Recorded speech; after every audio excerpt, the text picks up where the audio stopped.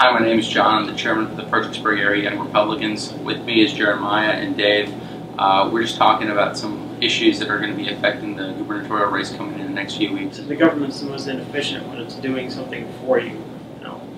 It's doing postal service for you. It runs deficits every year. It does IRS for you. That doesn't work very well either. There's a lot of things that it does for you that usually just cost more than anyone else can do it. That's why they put so much into the private sector now. Hopefully people will connect the dots and see that Obamacare is not even fully in motion yet, and they're already their premiums are going up.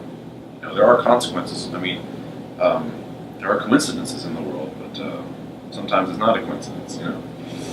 So I think people need to figure out what's going on and act appropriately. I was door knocking earlier today, and I spoke to a woman, and I asked her whether or not she would vote for Ken, and one woman told me that she would not vote for Ken because he was going to take away her right to do whatever. And so and I asked her for a specific example. What has he done exactly to make you believe this? And she didn't have a direct response or direct answer, and it's because of these ads. And I think McAuliffe has been getting a lot of money from outside of the state.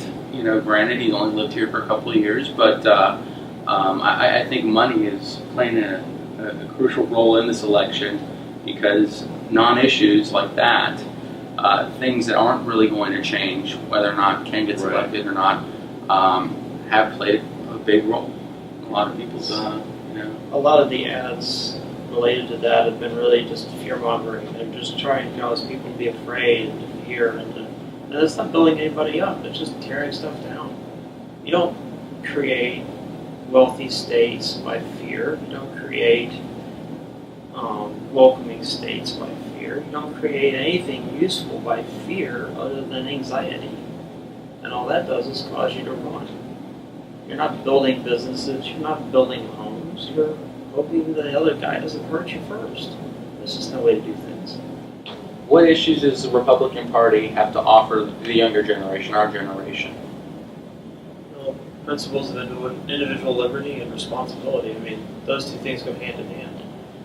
It's the surest way to have a chance of prosperity and to provide for your family and yourself, to have the opportunities you're looking for.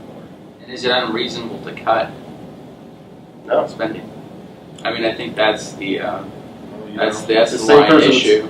The same person would say that we have to cut spending because we can't leave a debt to our children and our great our grandchildren and our great grandchildren.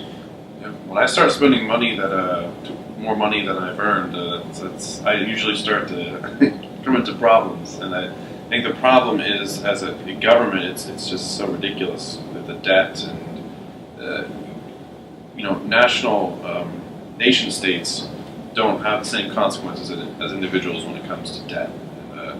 But at the same time, we really need to cut spending. It's going to hit us somewhere.